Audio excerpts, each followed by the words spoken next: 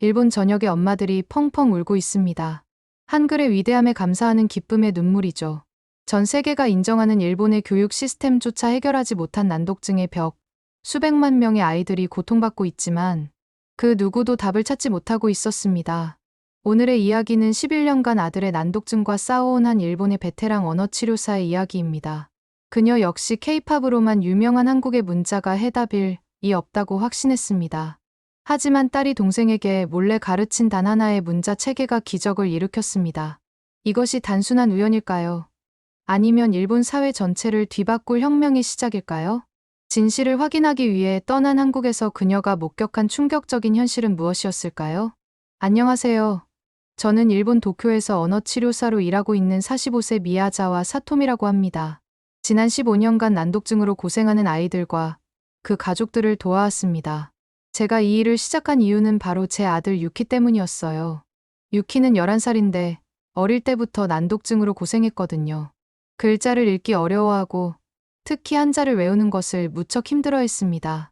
매일 밤 책상 앞에서 눈물을 흘리며 공부하는 아들을 보는 것이 얼마나 마음 아팠는지 모릅니다. 일본어는 히라가나, 가타카나, 한자가 섞여 있어서 난독증 아이들에게는 정말 어려운 언어예요.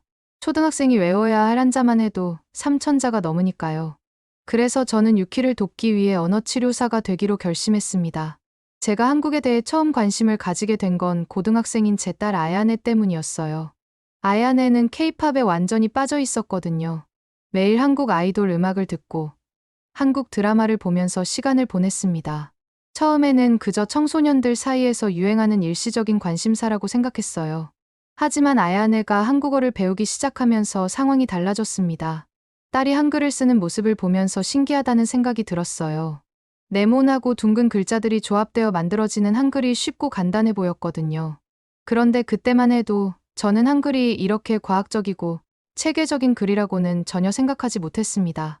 단순히 K-팝 열풍으로 인한 일시적인 유행 정도로만 여겼죠. 사실 저는 한국에 대해 적지 않은 편견을 가지고 있었습니다. 한국은 최근 K-팝과 드라마로 전 세계의 주목을 받고 있지만 겉으로만 화려한 문화를 가진 나라라고 생각했어요. 깊이 있는 전통이나 학문적 가치와는 거리가 멀다고 생각했죠. 아야네가 한글은 쉬우니 유키에게 가르쳐보자고 제안했지만 말도 안 되는 이야기라고 확신했습니다. 난독증은 뇌 발달의 문제이기 때문에 문자 체계와는 상관없다고 생각했거든요. 일본어에 한자가 많다고 해서 난독증이 생기는 것이 아니라 그 자체가 난치병이라고 믿었습니다. 오히려 히라가나와 한자가 결합된 일본어가 세계에서 가장 우수한 문자 체계라고 생각했어요. 한글 같은 표현 문자는 단순하고 깊이가 없는 문자라고 무시했죠. 그런 편견이 얼마나 잘못된 것이었는지 나중에 깨닫게 될 줄은 꿈에도 몰랐습니다. 그러던 어느 날 제 생각을 바꾸게 하는 일이 일어났습니다. 아야네가 유키에게 몰래 한글을 가르치고 있다는 사실을 알게 된 거예요. 처음에는 깜짝 놀라면서 말렸습니다. 이미 일본어로도 힘들어하는 아이에게 다른 언어를 가르치면 더 혼란스러워질 거라고 생각했거든요. 하지만 아야네는 엄마, 한글은 정말 쉬워요. 유키도 금방 배울 수 있을 거예요 라고 말했습니다. 딸의 확신에 찬 목소리에 뭔가 다른 점이 있다는 것을 느꼈어요. 그래서 며칠 더 지켜보기로 했습니다.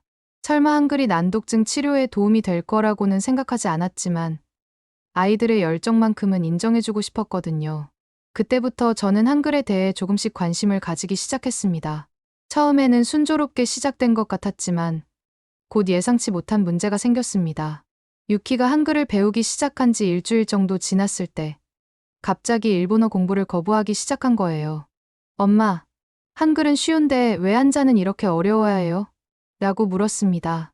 저는 당황했어요. 한글 공부가 일본어 학습에 방해가 되는 것은 아닌지 걱정됐거든요. 동료 언어치료사들에게 상담했더니 모두 극구 반대했습니다. 일본 아이가 한글을 배우면 정체성에 혼란이 올 수 있다고 했어요. 남편도 아이가 더 혼란스러워하면 어떻게 할 거냐며 걱정했습니다. 그때 저는 정말 딜레마에 빠졌어요. 아이들의 열정을 꺾고 싶지는 않았지만 전문가로서의 판단도 무시할 수는 없었거든요. 그런데 며칠 후부터 놀라운 변화가 일어나기 시작했습니다. 유키가 한글을 배우면서 자신감을 되찾기 시작한 거예요. 한글의 자음과 모음을 조합하는 방식이 한자보다 훨씬 체계적이고 논리적이라는 걸 깨달았나 봅니다. 아이가 엄마, 한글은 퍼즐 맞추는 것 같아서 재미있어요 라고 말했을 때 정말 놀랐어요. 그동안 글자를 어려워하던 아이가 처음으로 즐거워하는 모습을 본 거거든요. 한국 드라마를 보면서 한글 자막을 따라 읽으려고 노력하는 유키의 모습이 대견했습니다. 서툴지만 한글로 자신의 이름을 쓰는 모습을 보면서 혹시 제가 한국과 한글에 대해 잘못 생각하고 있었던 건 아닐까 하는 의문이 들기 시작했어요. 그때부터 저도 한글에 대해 진지하게 공부해보기로 마음먹었습니다. 한 달 정도 지나자 상황은 더욱 극적으로 변했습니다. 유키의 난독증 증상이 눈에 띄게 호전되고 있었거든요. 한글을 배우면서 문자에 대한 두려움이 줄어들고 오히려 글자 읽기에 흥미를 느끼기 시작했어요. 하지만 저는 여전히 확신을 갖지 못했습니다. 혹시 일시적인 현상일 수도 있고 다른 요인들이 작용했을 수도 있다고 생각했거든요. 그런데 아야네가 학교에서 한글 동아리를 만들어 친구들에게 한글을 가르치기 시작했다는 얘기를 듣게 되었습니다. 그 친구들 중에도 난독증으로 고생하는 아이들이 있었는데 한글을 배우면서 비슷한 변화를 보이고 있다는 거예요. 이제는 단순한 우연이 아닐 수도 있겠다는 생각이 들었습니다. 그래서 한국과 한글에 대해 더 깊이 알아보고 싶어졌어요. 드디어 결정적인 순간이 찾아왔습니다. 유키가 엄마, 한국에 가보고 싶어요. 한글을 사용하는 사람들을 직접 보고 싶어요 라고 말한 거예요. 아이의 간절한 눈빛을 보면서 저는 더 이상 망설일 수 없었습니다. 동료들의 반대에도 불구하고 한국 여행을 결심했어요. 사실 저 자신도 한국에 대한 편견이 맞는지 직접 확인하고 싶었거든요. 만약 한국이 정말 깊이 없는 나라라면 아이들의 환상을 깨뜨려 줘야 한다고 생각했습니다. 반대로 제가 잘못 생각하고 있었다면 전문가로서 새로운 대안을 연구해 볼 가치가 있다고 판단했어요. 가족회의를 통해 2주간의 한국 여행을 계획했습니다. 이 여행이 제 인생을 완전히 바꿔놓을 줄은 그때는 몰랐어요. 한국에 도착하자마자 첫 번째 충격을 받았습니다. 인천공항의 시스템이 정말 놀라웠거든요. 모든 안내판이 한글, 영어, 일본어, 중국어로 깔끔하게 정리되어 있었고 디지털 기술이 완벽하게 적용되어 있었습니다. 공항 직원들이 능숙하게 여러 언어로 소통하는 모습도 인상적이었어요. 특히 한글로 된 안내판들이 얼마나 읽기 쉬운지 깨달았습니다. 일본어 한자보다 훨씬 직관적이고 명확했거든요. 호텔로 가는 길에 보인 한국의 도시 풍경도 제 예상과 완전히 달랐어요. 전통과 현대가 조화롭게 어우러진 모습이 정말 아름다웠습니다. 거리의 한글 간판들도 세련되고 아름답게 느껴졌어요. 이때부터 저는 한국에 대한 제 편견이 얼마나 잘못된 것이었는지 깨닫기 시작했습니다. 그런데 두 번째 날 밤, 더 큰 충격을 받는 일이 일어났습니다. 유키가 갑자기 고열에 시달리게 된 거예요. 낯선 나라에서 아이가 아프니까 정말 당황스러웠습니다. 하지만 호텔 직원의 도움으로 병원에 갔는데 한국의 의료 시스템이 정말 놀라웠어요. 응급실에서 빠르게 진료받을 수 있었고 의사 선생님이 친절하게 설명해 주셨습니다. 무엇보다 한글로 된 의료 시스템은 쉽고 간단하게 정리되어 있어서 소통이 원활했어요. 일본에서는 복잡한 의료용 환자 때문에 환자들이 자신의 상태를 이해하기 어려워하는 경우가 많거든요. 하지만 한국에서는 한글 덕분에 의료진과 환자 사이의 소통이 훨씬 수월해 보였습니다. 열이 내리고 나서 유키가 엄마, 한국 병원은 무섭지 않아요. 글자를 읽을 수 있어서 안심이 돼요라고 말했을 때 저는 정말 큰 깨달음을 얻었습니다. 그때 저는 한글의 진정한 가치를 이해하게 되었습니다. 한글은 단순히 쉬운 문자가 아니라 모든 사람이 지식에 접근할 수 있도록 도와주는 민주적인 도구였어요. 세종대왕이 백성들을 위해 만든 한글의 정신을 비로소 깨달았습니다. 일본어의 한자 3,000자를 외우느라 고생하는 아이들과 달리 한국 아이들은 24개의 기본 글자만 익히면 모든 글을 읽을 수 있다는 게 얼마나 혁신적인지 알게 되었어요. 그리고 한국의 높은 디지털 활용도가 한글의 간편함과 직접적인 관련이 있다는 것도 이해했습니다. 노년층도 스마트폰을 쉽게 사용할 수 있는 이유가 바로 한글 때문이었거든요. 저는 일본으로 돌아가서 한글을 난독증 치료에 활용해 보겠다고 다짐했습니다. 이것은 제 전문가적 양심에서 나온 결정이었어요. 더 많은 아이들이 유키처럼 글자에 대한 두려움을 극복할 수 있도록 도와주고 싶었거든요. 일본으로 돌아와서 저는 본격적으로 한글을 이용한 난독증 치료법을 연구하기 시작했습니다.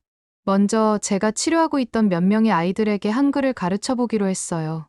물론 부모들의 동의를 구했고 실험적인 치료법이라는 점을 분명히 했습니다. 놀랍게도 한 달 만에 5명 중 4명의 아이들이 눈에 띄는 호전을 보였어요.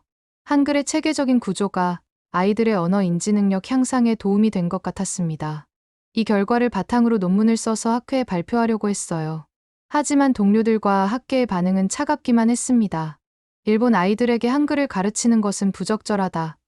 과학적 근거가 부족하다는 비판이 쏟아졌거든요. 심지어 일부 동료들은 제가 한국에 매수되었다고 말하기까지 했어요.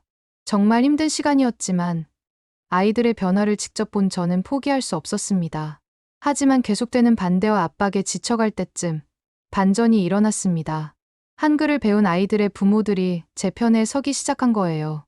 아이들의 변화를 직접 목격한 부모들이 다른 부모들에게 경험담을 나누기 시작했습니다. 그리고 처음에 반대했던 동료 언어치료사 야마다 선생님까지 마음을 바꿨어요. 자신이 치료하던 아이에게도 한글을 가르쳐 달라고 요청했거든요. 무엇보다 유키가 한국어를 더 깊이 공부해서 일본에서 한글을 가르치는 교사가 되겠다고 말했을 때 저는 정말 자랑스러웠습니다. 아이 아내는 대학에서 한국어를 전공하기로 결심했어요. 서서히 제 주변에 한글의 가치를 인정하는 사람들이 늘어나기 시작했습니다. 이제 저는 더 이상 외롭지 않았어요. 함께 새로운 치료법을 연구할 동료들이 생겼거든요. 지금 저는 한글을 활용한 난독증 치료법에 대한 연구를 계속하고 있습니다. 이미 100명이 넘는 아이들이 제 연구에 동참했고, 그중 80% 이상이 눈에 띄는 호전을 보였어요. 일본 내에서도 점점 더 많은 언어치료사들이 한글의 효과를 인정하고 있습니다. 올해 말에는 한국의 연구진과 공동으로 국제학술지에 논문을 발표할 예정이에요. 무엇보다 아이들이 글자에 대한 두려움을 극복하고 자신감을 찾아가는 모습이 가장 큰 보람입니다. 저는 이 모든 변화의 시작이 한국에서의 그 짧은 여행이었다는 사실을 잊지 않고 있어요. 한국과 한글에 대한 편견을 버리고 열린 마음으로 바라본 덕분에 제 아이뿐만 아니라 수많은 아이들에게 새로운 희망을 줄 수 있게 되었습니다. 앞으로도 한일 양국의 아이들이 함께 성장할 수 있도록 교육 교류를 확대해 나가고 싶습니다. 한글을 통해 배운 것은 단순히 문자의 우수성이 아니라 서로 다른 문화를 존중하고 배우는 것의 소중함이었거든요. 아픈 역사를 넘어서서 서로의 장점을 솔직하고 겸손하게 받아들이는 자세야말로 더 나은 미래를 위한 초석이니까요. 저는 이제 한글은 물론 한국까지 사랑하게 되었습니다. 내 아들 유키와 사랑하는 아이들의 은인이거든요. 오늘 함께 살펴본 한글의 과학적이고 체계적인 원리들이 얼마나 놀라운지 느끼셨나요? 세종대왕이 창제한 한글은 단순히 문자를 넘어 인류의 소중한 문화유산입니다. 우리가 매일 사용하는 이 아름다운 문자의 가치를 더 많은 사람들이 알 수 있도록 주변 분들에게도 이 영상을 공유해주세요. 영상이 도움되셨다면 좋아요, 알림 설정, 구독도 부탁드립니다.